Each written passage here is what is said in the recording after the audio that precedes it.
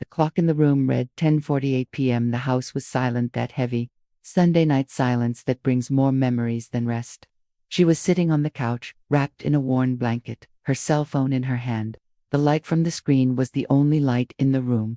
He scrolled slowly, unhurriedly. The same old photos, dinners, trips, ready-made phrases about gratitude, until the finger stopped. A familiar image appeared: a hospital room, white sheets, blue balloons, a tired but smiling woman, and in her arms, a baby. Her heart skipped a beat. The eye zoom was automatic.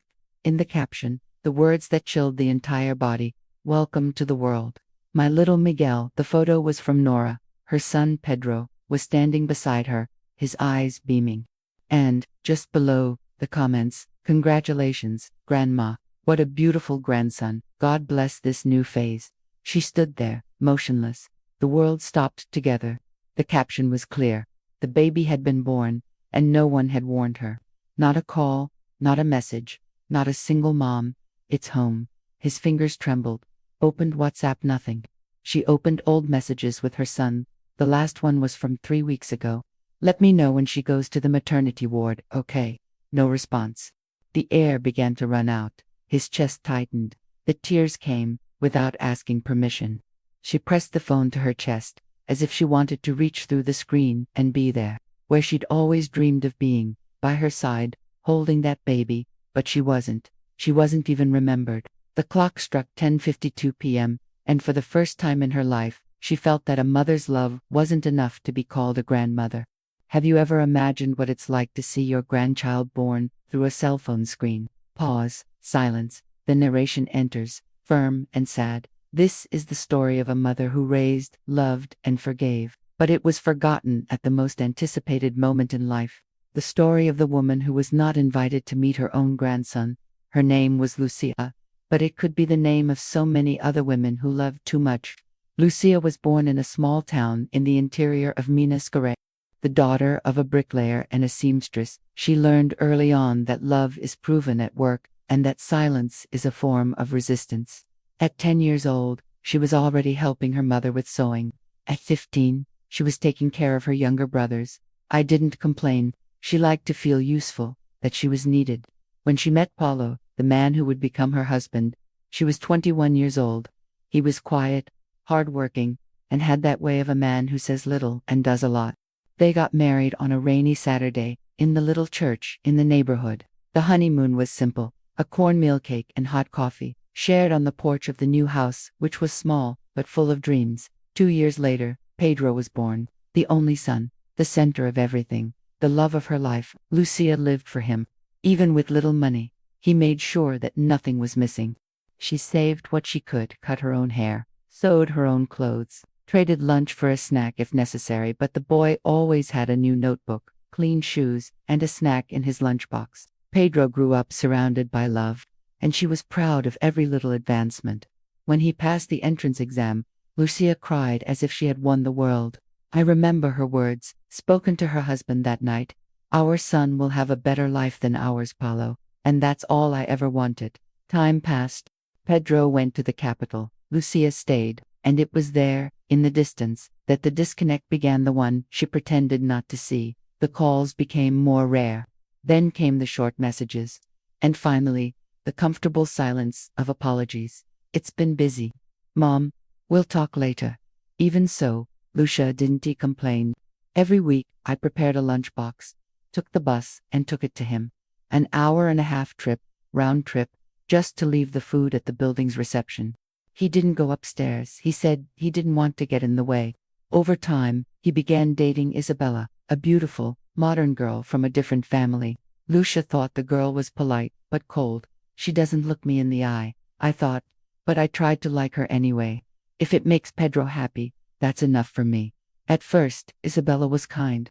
He brought flowers on Mother's Day and called Lucia Aunt. But, as the months went by, the treatment cooled down.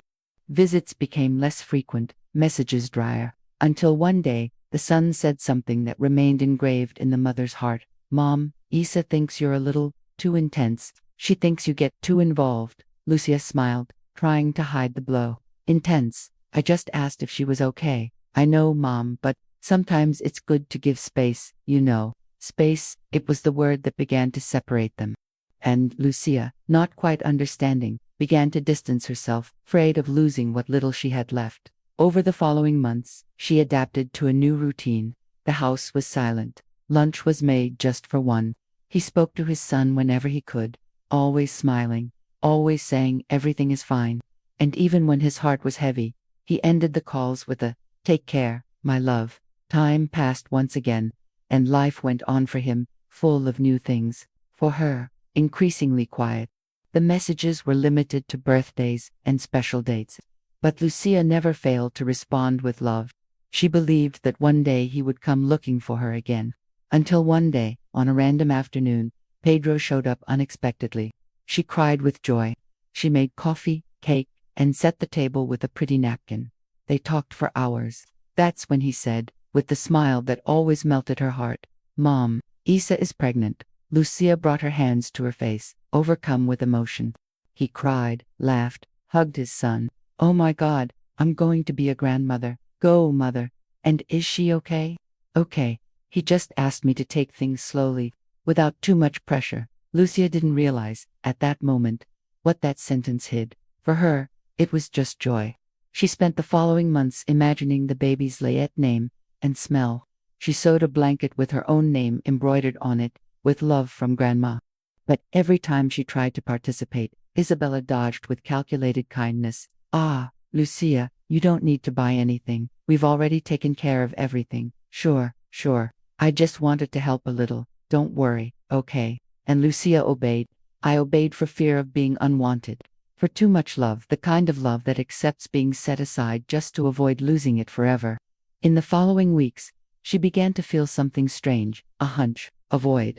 A silence that seemed to announce what was to come. Isabella's belly grew, photos were posted online, but Lucia only saw it from afar. I wasn't tagged in posts. I wasn't invited to appointments or to celebrations. And yet, every night, she would fold the blue blanket, run her hand over the embroidery, and say softly, "Grandma's here, my love. Grandma's here." She believed that, when the baby was born, everything would fall back into place. Love would heal any distance. But she didn't know that love, when unrequited, can also become sick. And on an ordinary night, with the house silent and her cell phone in hand, her love was put to the test in the cruelest way, finding out that the grandson had been born, and that she had not been called. The kettle whistled softly. The coffee boiling released a scent that filled the house. Lucia looked at the clock on the wall. 7:12 in the morning. She had slept little for days. She tossed and turned in bed, daydreaming of the same sound, the phone ringing. "It's going to be today, ... she murmured to herself every morning. She picked up her phone and stared at the screen. Nothing, but he soon justified. "They must be busy. The hospital is busy. I made coffee anyway. A small teapot, 2 cups, one for you, and one for the guest who hasn't arrived yet." The house was simple, but lively. Artificial flowers on the table, clean curtains, the same blue rug she washed every month to keep the energy good. On the sofa, the blue blanket that she herself had embroidered, "With love from Grandma." Every now and then, she would pick up the blanket and run her hand over the letters, as if caressing an imaginary face. The radio played an old song softly, Corenjoso, sung by Orlando Silva. And she smiled, remembering the time when she would rock her son in her arms, humming that same song. On the sideboard, a picture frame showed Pedro as a child, dressed in his school uniform. She ran her fingers over the glass and said, "You were so little, and I thought time would pass slowly." The landline phone, on the little table in the living room, seemed to breathe along with her. Every time it rang, whether it was a telemarketer or a defrauded neighbor, her heart raced. But soon the silence returned. In the afternoons, Lucia maintained a routine she had created just to avoid thinking too much. He watered the plants, washed the yard, attended the novel of the shootings, and, between one task and another, he looked at his cell phone. Always, with each notification, hope, with each silence, the tightness. It must be a long labor. First pregnancy is like that. Maybe he's nervous. He forgot to warn you. When he gets home, he'll call me. But the next day arrived, and nothing changed. A week earlier, she had put together a little box of memories to take with her when her grandson was born. Inside were the first photo of baby Pedro, a knitted shoe that she made herself, and a little handwritten letter, beginning with, For you, my grandson. May life welcome you with love, like a grandmother's warm lap. She reread the letter every night, folded it carefully, and put it away again. It was her way of talking to the baby she hadn't seen yet. On Monday, she decided to call her son. He dialed the number, his heart racing. He called once, twice. On the third, he answered. Hi, Mom. Hi, my love. I was waiting for you to call. So, any news? How is Isa? Okay, Mom. Everything's fine. And the baby? Does it have a name yet? I think so. Miguel? Miguel, what a beautiful name, son. That's right. But look, Isa is really tired. You know, she prefers to stay quiet these days. Sure. But if you need me, just call, okay? I've already got everything ready. Okay, Mom, I'll let you know later. Later, that word echoed throughout the house for the rest of the day. And when the call ended, she just sat there with the phone on her lap, staring into space. But when is that later? That evening, she made tea and went to her son's room, the same room, still as he'd left it. The team poster, the guitar leaning in the corner, the school medal hanging on the nail on the wall. He sat up in bed, looked at everything and whispered, "You've grown up, my boy. And I didn't even realize when I stopped fitting into your life." The tears came, silently, but she wiped them away quickly. He didn't want to see himself as a victim. He wanted to convince himself that it was all a phase, a habit, a distraction. The next morning, he made butter cookies. He put it in a glass jar and tied it with a blue ribbon. "For when I go visit Miguel," he said, smiling. He even made a tag, "From Grandma Lucia, with love." The week went by like this, between gestures of affection and long silences. The neighbors commented, curious, "So, Lucia, has the baby been born yet?" She smiled sweetly. "They haven't notified me yet, but it should be soon." And she'd change the subject, so as not to let her voice tremble. Sometimes she'd look at the gate and imagine, "The car will be here soon. He'll get out with the baby in his arms. He'll hug me and say, 'Mom, look who's here to meet you.'" And she smiled to herself, nurturing the dream. On Wednesday, she went to the neighborhood church. He lit a candle, knelt down and prayed softly, "Protect my grandson, Lord. May he arrive safely, and may they let me be near, even if it's just to watch from afar." As she left, she bought a tiny white shoe. He placed it on the shelf in the living room, next to his son's picture frame. "It's Miguel's." In the following days, her world revolved around this weight. "I didn't make plans. I didn't sleep well. I barely ate." Every hour was a thread of hope. Each message that didn't arrive was a pang in her chest. On Friday night, Lucia packed her bag so as not to waste time. He separated the document, the gift, the light perfume. He sat on the edge of the bed and looked at his cell phone, as if watching his destiny. The clock read 10:48 p.m., the same moment when, days later, she would discover everything alone, through the screen. But that night, she still believed. And that's what makes the public love her, because, even after so much silence, Lucia still expected the best from people. She lay down, her heart at peace. Before going to sleep, he looked at the ceiling and said, "Tomorrow will be the big day. I know it." And he slept with a light smile, not knowing that tomorrow would bring the greatest pain of his life.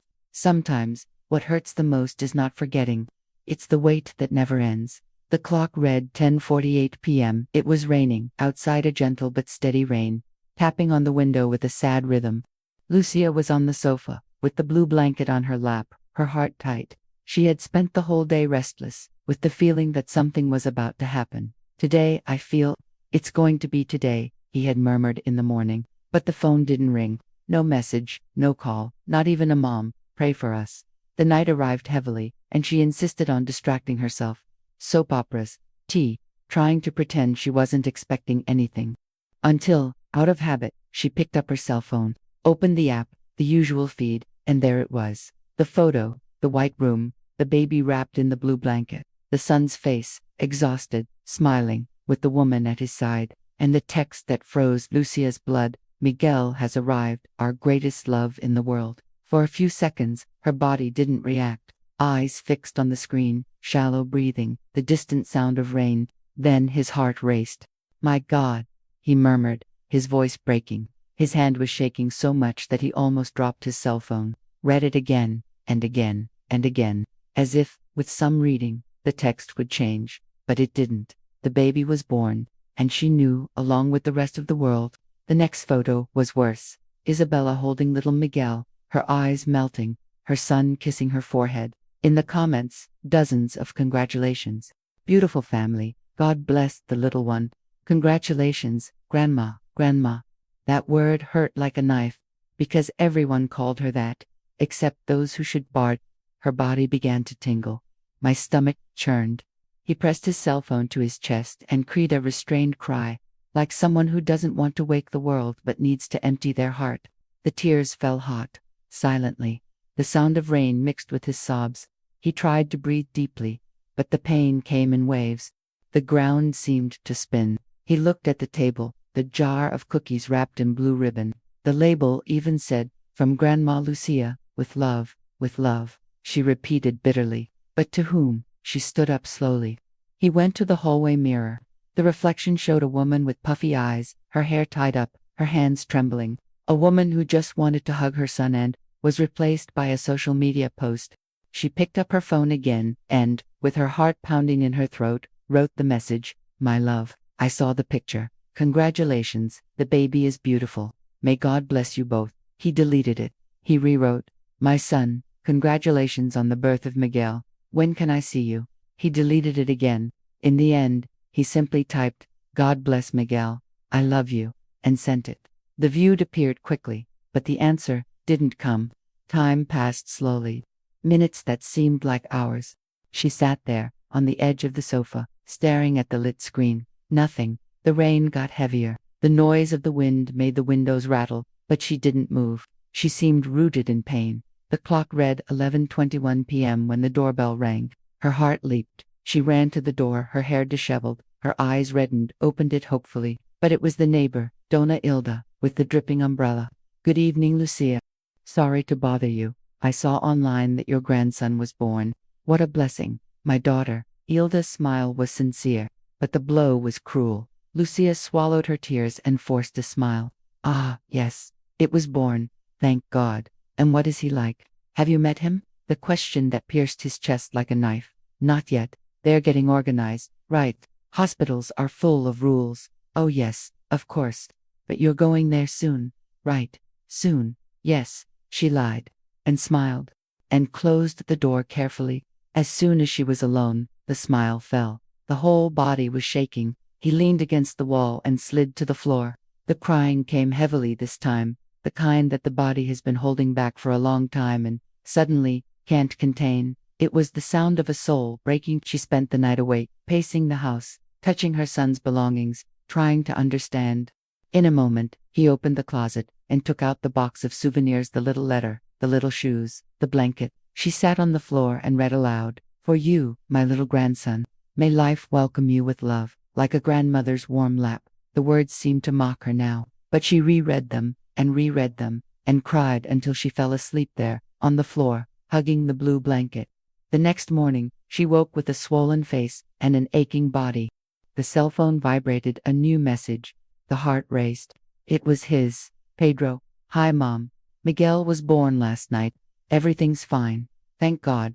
Isa's tired, so we'd rather not have visitors for now. We'll let you know when we can. Okay? Kisses." Lucia read slowly, each word like a stab. "Whenever possible. For now, kiss." "No, Mom. I love you." Without come and see nothing. Her hands were shaking. I wanted to answer, but the words wouldn't come. What do you say to a son who has forgotten who taught him to love? He sat down at the table. The sun was coming in through the window, but inside it was night. He took his notebook, opened it to the last page and wrote, "Miguel was born today, my first grandchild. But they didn't call me. I don't know if he looks like Pedro, or if he has my nose. I just know I already love him even if they never let me say it out loud." He closed the notebook, rested his face in his hands, and let the silence fill the space. The day dragged by. The neighborhood started talking, the congratulations messages arrived, and Lucia responded with the same tired smile, "Thank you. He's beautiful." But no one saw the empty look behind the sentence. That night, she went to the mirror again. He looked at himself with his heart in tatters, and he said, almost without a voice, "I did everything right. Everything. Where did I lose my place?" The answer didn't come, only the echo of his own voice. He took the blue blanket and folded it carefully. He put it back in the box, along with the letter. He closed the lid and stored it in the highest cupboard. Then she turned out the lights, lay down on her bed, and stared at the ceiling until dawn. In the silence of the room, only one thing was certain. A mother's love never dies, but sometimes it is condemned to live in silence. And that night, as the world celebrated a new life, a woman cried for the life she no longer had, to be called grandmother. The sky was a mixture of gray and white, and the house seemed to match that tone. Lucia got up early, but not out of choice, out of habit. The routine still existed, even when the meaning of it had been lost. The kettle whistled, the coffee boiled, but the aroma that had once comforted her now only brought back memories. The smell of coffee was the same as the one he had smelled the day he held his son in his arms for the first time. At that time, coffee was a symbol of beginnings. Now it was a symbol of emptiness. He sat at the table, the cup in his hands, his gaze fixed on the window. Outside, mothers were taking their children to school, neighbors were talking, the milkman was calling at the gate, all the same, except for her. Her cell phone was on the table, silent. 2 days have passed since Peter's message. No new contact, no photos of the baby, nothing. Her son, the boy who had once promised to never leave you alone, Mom, now lived in another world, a world where she no longer existed. She got up and went to her room. The mirror showed a face that looked older than it had a week ago. The deep circles under his eyes, the disheveled hair, the dry lips. He placed his hands on the sink, took a deep breath and whispered, "Get up, Lucia. You've been through so much. This too will pass." But it didn't. The heart, that stubborn muscle, still beat to the same rhythm of longing. During the day, it tried to keep itself busy. I washed at home, watered the plants, ironed clothes, but everything was mechanical. His head, silently, repeated the same thought. Will he call me today? In the afternoon, he went to the market. At the checkout, the girl smiled. "Congratulations. Did you see? I heard you became a grandmother." Lucia froze. "Thank you. The baby is a boy, right? It must be the cutest thing." She smiled weakly, disguising the tremor in her voice. "Yeah, it must be." He went home with his heart in pieces. As she opened the door, the sound of emptiness greeted her. She left her bags on the table, sat down, and cried that quiet, suppressed cry that hurts more because no one hears it. She turned on the television to try to distract herself, but the news was all about happy families, Mother's Day, new generations. It seemed like a provocation. He hung up. Silence again. That night he prayed as he had not done in a long time. "My God, I don't want him to suffer, or for him to apologize to me. I just want to understand why. Why so much silence for someone who always cared for me with so much love?" The room became dark, and sleep came late. In her dreams, she saw the baby tiny, with her son's eyes. He tried to get closer, but there was always a glass door between them. She could see, but she couldn't touch. She woke with her heart pounding, her pillow wet with tears. The next morning, the phone rang. Her heart leaped. It could be him, but it was Donna Ilda, the neighbor. "Lucia, my daughter, I saw more photos. What a beautiful little thing. Miguel, have you been visiting yet?" "Not yet, Ilda." "Wow, why? Are you sick?" "No, it just didn't work. But, creature, he is your grandson." "I know. Ah, those young people, but they'll call you soon. You'll see." Lucia thanked him, ended the call, and stared at the floor. The world seemed to conspire to remind her of her absence. At the end of the day, she received a message from her daughter. Sharchy cold. "Hi, Lucia, Miguel is fine, thank God. But it's not visiting time yet. He's very young, and I need some peace and quiet. I hope you understand." Lucia read it several times, trying to find some tenderness in the words. There wasn't. The hand was shaking. The reply stuck in her chest, but she typed anyway. "Of course, Isa. The important thing is that you're both well. God bless you," she sent, and he cried. But this time, he cried in silence. Because he realized that complaining wouldn't do any good, that her love, however immense, no longer had room in their lives. The next day, she took the box with the blue blanket out of the closet. He picked her up, like someone holding an imaginary baby. The cloth still had the smell of new fabric. She sat on the bed and began to sing softly, just like she did when her son was little. "Sleep, baby, or the kuka will come get you." Her voice trailed off in the middle of the song. The tears came back, but she kept singing until the end. Then she put the blanket away again. He closed the box and wrote on the lid with a marker, "For when he calls me." and he put it back in the back of the closet. In the following days, the pain became routine. She learned to live with a broken heart. I made lunch, washed the yard, watered the flowers, but everything had the same undertone of absence. One afternoon, he received a visit from an old friend, Donna Need, who noticed his dejected expression. "Lucia, you're a thin woman." "I'm fine." "Need, that's a lie. I know you." "What's wrong?" "Nothing. I'm just tired." "It's because of Pedro, right?" Lucia looked away. "He became a father, and I wasn't called." Her friend held her hand tightly. "Ah, my daughter. They don't know what they're doing. But you, Lucia, need to live. Don't die in life for someone who has forgotten your worth." The words echoed in his chest. He does not die in life. That night, as he lay down, he thought about the phrase, and realized the pain wouldn't go away, but maybe she could learn to live differently. She closed her eyes and, for the first time in days, she didn't cry. In place of tears came a silent decision. If they don't call me, I can still choose what to do with this silence. And that's how the fall began to transform slowly into a desire to react. When love is ignored, the soul becomes sick. But within every pain there is a seed of strength. It just takes the time to bloom. Sunday dawned bright and beautiful, one of those days when the world seems new. But inside Lucia's house, the air was still thick.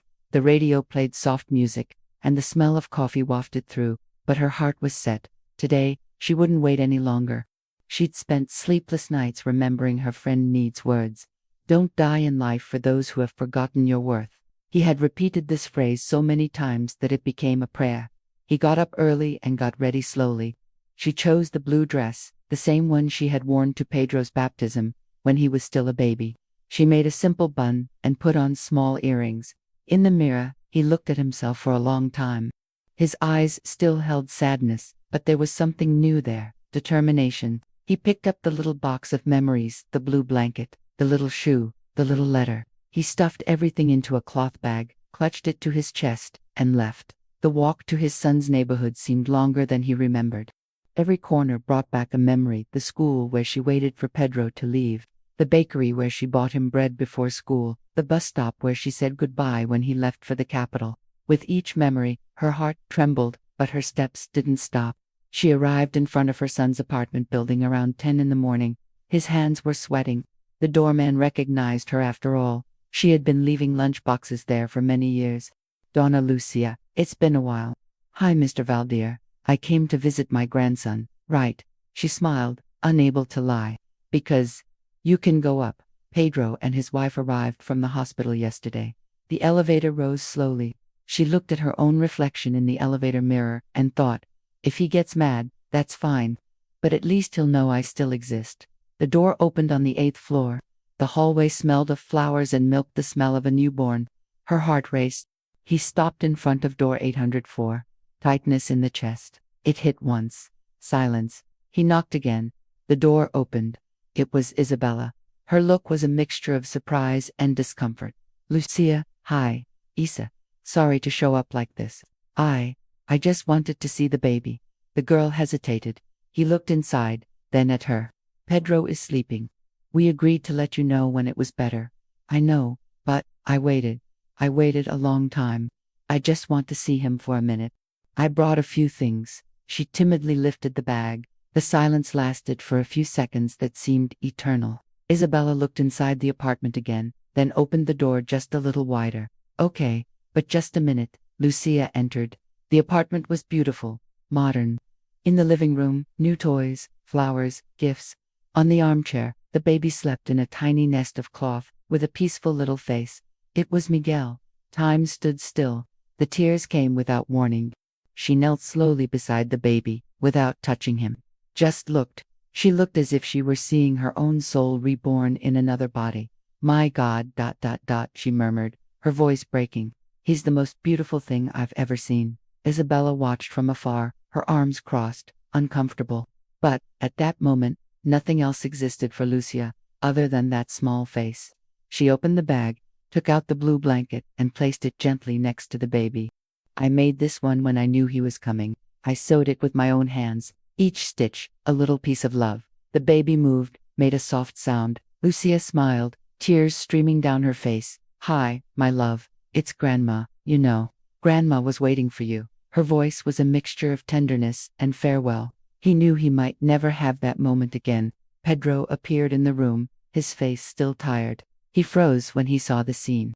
Mother Lucia stood up slowly, her eyes filled with tears. "Hi, my son." He was silent. Isabella approached. "I told you, she just wanted to see him for a minute." Pedro took a deep breath, confused. "Mom, why did you come like this, without warning?" "Because I waited, son. I waited so long, and no one called me." Her voice was shaking, but there was a firmness. "I saw the photo, Pedro. I saw it online. The whole world knew your son was born before me." Pedro looked down, embarrassed. "It wasn't meant badly, Mom. It's just that Isa was tired, and we wanted some time alone. I understand. But, son, time waits for nothing. I just wanted to hold him for a minute, feeling like I'm still part of your life." Silence cut through the air. Isabella sighed impatiently. "We just wanted privacy, Lucia." Lucia turned to her, gently and firmly at the same time. "Isabella, I respect you, and I respect your space. But I am Pedro's mother, and this boy's grandmother. I didn't come to take any space, just to remind you that I still have mine." Pedro looked at her, his eyes welling up. She approached him, touched his face. "My son, you may have 1,000 reasons, but none of them will change how I feel. Your love made me a mother, and the love I gave you is the same that now overflows for this baby." He began to cry. The defenses are down. He hugged his mother tightly, with his whole body. "Sorry, Mom. You don't need to ask. Just don't forget me." Isabella silently observed the scene. Perhaps for the first time, she understood what it meant to be a mother. Lucia wiped away her tears and looked at the baby again. He made the sign of the cross and murmured, "God bless you, my grandson. May you never lack love, not even when the world leaves you alone." Then he picked up his bag and turned to leave. Pedro tried to stop him. "Mom, stay for lunch." She smiled. "Not today. I've already lived enough for one day." He left the apartment, leaving a heavy silence behind him. In the elevator, he took a deep breath. Her face was still wet with tears, but her gaze was light. For the first time, he felt at peace. When he reached the street, the sun was beating down. The wind messed up her hair. She lifted her face and let the sun touch her skin. She smiled. "I came looking for love, and I found myself." A mother's courage does not lie in bearing everything in silence. It's about knowing when to stand up and say, "I exist too." Lucia wasn't called, but she was. It was with love, with truth, with a clean heart. And there, on that day, she stopped begging to be seen, and began to see each other. The sun came in through the window, timidly, crossing the lace curtain and spreading throughout the room. Lucia woke up early, not out of habit, but out of desire. He hadn't slept much, but for the first time in weeks, his sleep had been peaceful. In the kitchen, he put water on to boil. The noise of the kettle sounded different, soft, almost musical. The smell of coffee filled the air. He sat down at the table, picked up the notebook where he usually wrote his thoughts, and opened it to the next page. The last sentence from the previous day read, "I went, I saw, I lived." He smiled as he read it again. He picked up the pen and continued, "Today, I woke up feeling lighter. Not because they asked me for forgiveness, but because I finally forgave myself." He closed the notebook slowly. The cup of coffee was hot. The radio was playing oldies. Lucia swayed her foot to the rhythm of the music, unaware. Outside, neighbors passed by, greeting her. Some commented, "I saw a photo of your grandson, Lucia. What a blessing." And this time, she really smiled. "Yes, he's a little angel." There was no more bitterness in her voice, only serenity. Deep inside, he knew that her gesture, that unexpected visit, had changed something. "I didn't know exactly what, but I felt it." His heart, once heavy, now beat calmly. He spent the rest of the morning cleaning the house, singing softly. While dusting the furniture, he thought about everything he had experienced. She realized that she no longer needed to wait to be called to feel loved, because true love isn't what you receive, it's what stays inside you, even when the world forgets. That afternoon, the cell phone rang. It was Peter. Her heart skipped a beat, but the smile came quickly. Answered, "Hi, my son." "Hi, Mom." There was a long, meaningful pause. "I wanted to thank you for yesterday."